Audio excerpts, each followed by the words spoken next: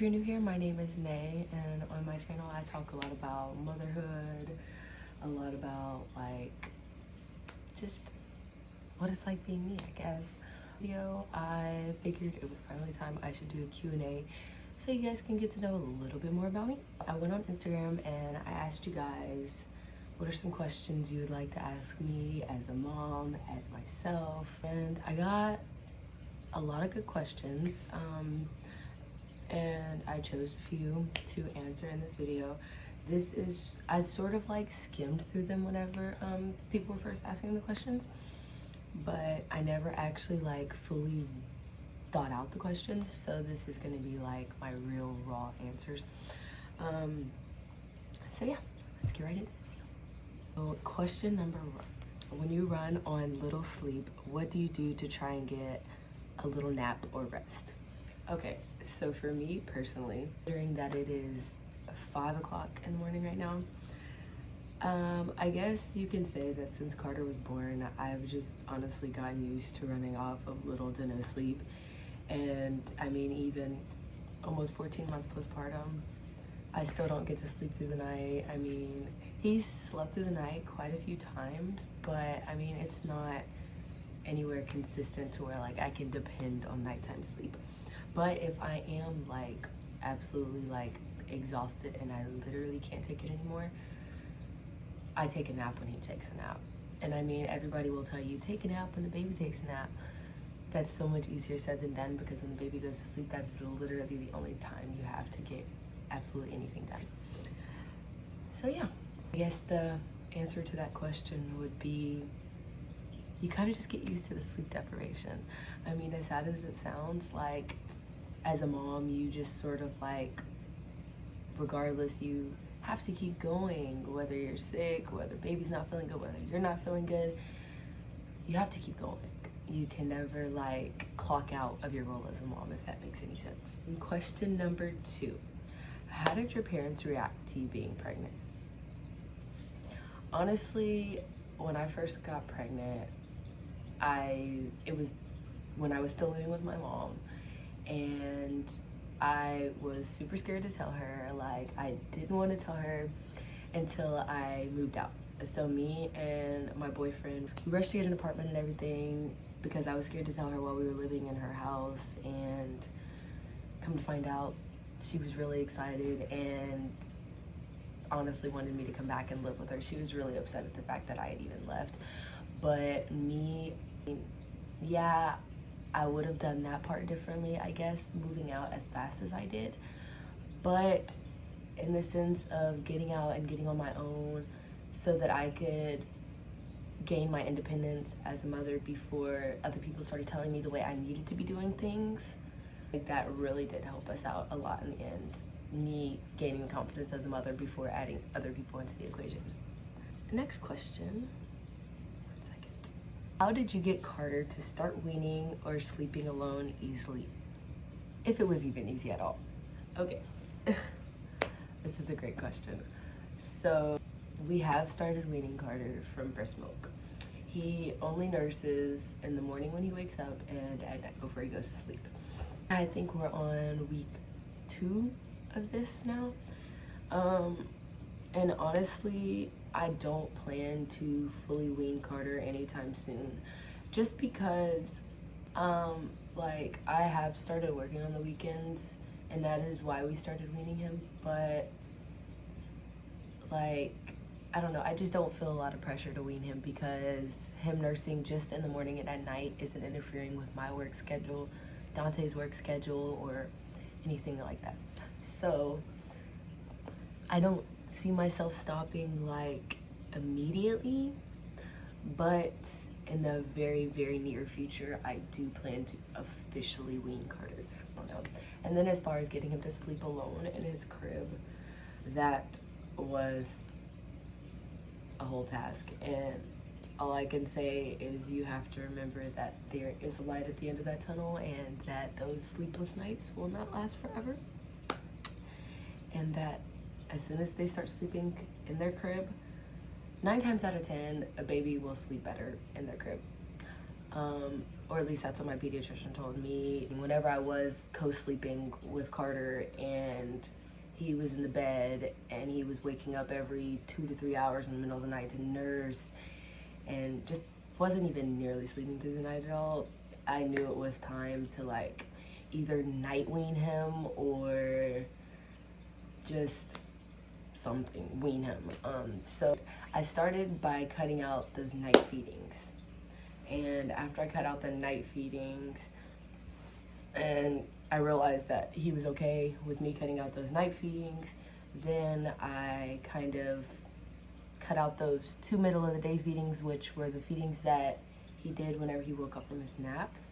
And those I feel like were the easiest to replace because all we did was I woke up, instead of going straight to the bed like I would usually do to nurse him, I just walked out of the room and then we went to the kitchen and gave him his snack.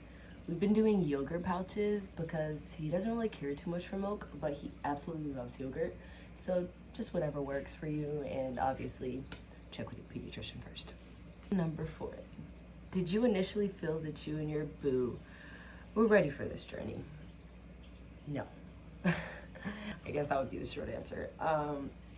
To be honest, whenever I found out I was pregnant with Carter, we were extremely scared, but I feel like I had that whole 9 months to just sort of like really prepare yourself that you're gonna have to push out a human, that you're gonna have to constantly take care of a human, that you're going to have a whole human depending on you to feed them, change them, bathe them, and all the things.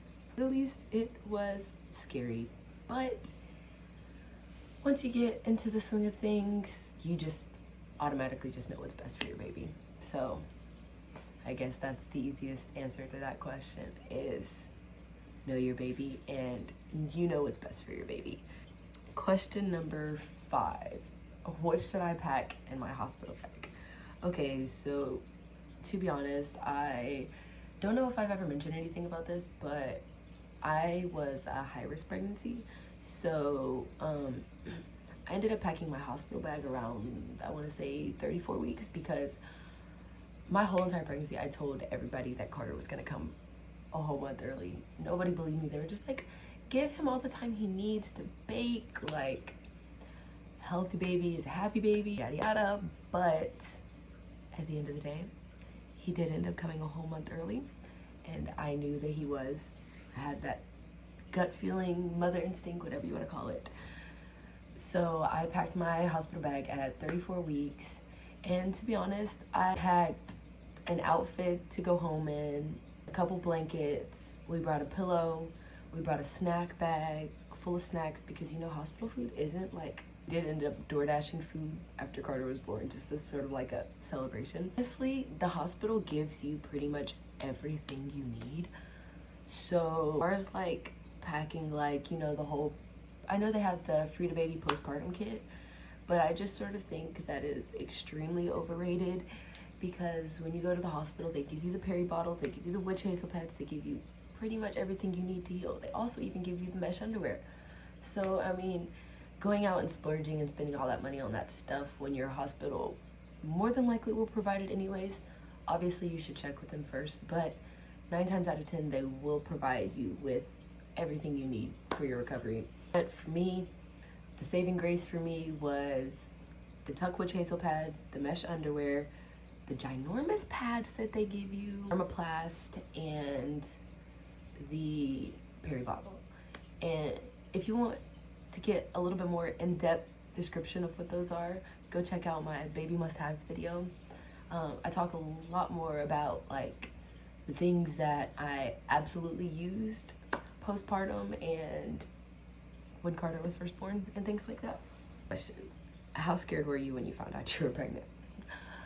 I want to be completely honest about this.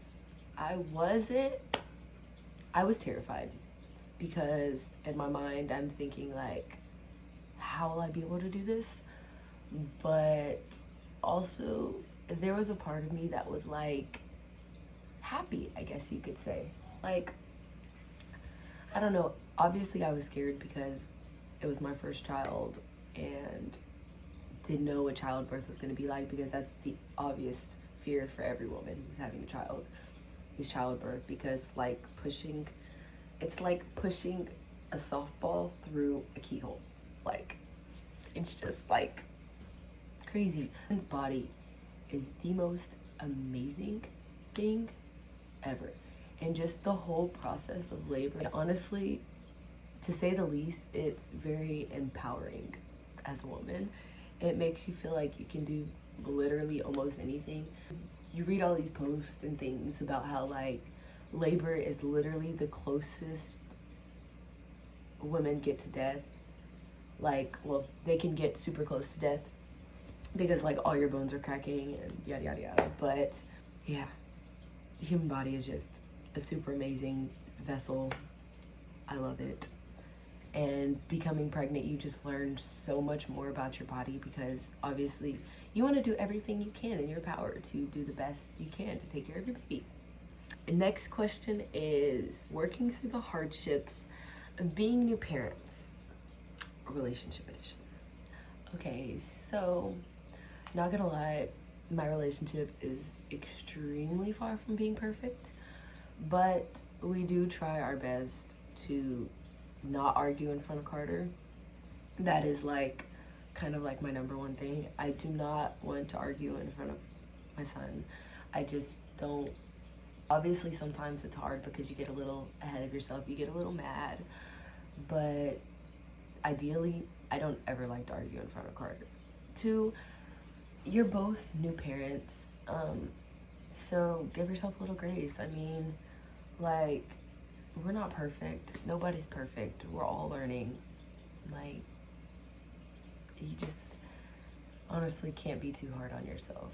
In the event that you think you need couples therapy, it's not the absolute worst thing. It helps you learn to talk through your problems. I see a therapist now for my postpartum depression, postpartum anxiety, and honestly, I put off getting a therapist for so long, but just as like a normal day-to-day person, even if you're not a mom, I always think it's so important that you should make sure you're good mentally. And I know that's easier said than done, but as a mom, you have a whole nother human relying on you, and if you're not like 100%, you can't give them 100%. Honestly, I went about 12 months postpartum before I even mentioned anything about my postpartum depression. And I'm glad I did, honestly, because you think you can handle it, but at the end of the day, sometimes you might need a little bit of help. And I mean, nobody's perfect. Like, it's okay to get a little bit of help. Don't feel like you're just this super weird person because you need to talk to a therapist. No, that is not the case. You are human, and you deserve to be able to express the way you feel without having to worry about the way that people feel about it. And something that I do need to work on personally is caring so much about what other people think. I feel like I'm constantly walking around trying to please everyone, and eventually some days I just end up not even being happy myself, because I'm changing myself so much as a person to try to please other people, and it's just like, that's not how it's supposed to be. If you can't be yourself around someone, then you just shouldn't be around them. I mean, and last question, what has it been like returning to work? So the short answer for this is, honestly, it's been great. I'm only working on the weekends just to bring in a little bit of extra income, and it's honestly been like a breath of fresh air. It's helped so much with the weaning process of getting him more adjusted to just the 2 feeds a day. It helped so much with that. And then it also gave me a break, a mom break. And before I had Carter, I was like working, like I was so determined. Like, I bought my first car cash when I was 18. No, when I was 17. And then, like, I just always worked so hard for everything that I got. I never had anything handed to me. And so to be able to get back into working, I feel like it's helping me regain my confidence as not only a mom, but also as myself. 2022, that is something that I'm trying to work on, because it's so easy to get caught up in just being a mom that sometimes you just need to remember that you're not just a mom, you're also a human, you're also like a person, you also have feelings. Like, that was the last question. I hope you guys enjoyed today's video. I really enjoyed being able to answer some of you guys' questions, and I really enjoyed filming this video. I really enjoyed answering some questions, letting you guys get to know me just a little bit better. If you guys like this video, don't forget to subscribe to my channel, because I see that a lot of you are watching, but you are not subscribed. So don't forget to hit that subscribe button down below. Like this video, it really helps out my channel. And I will catch you guys in the next one. Bye.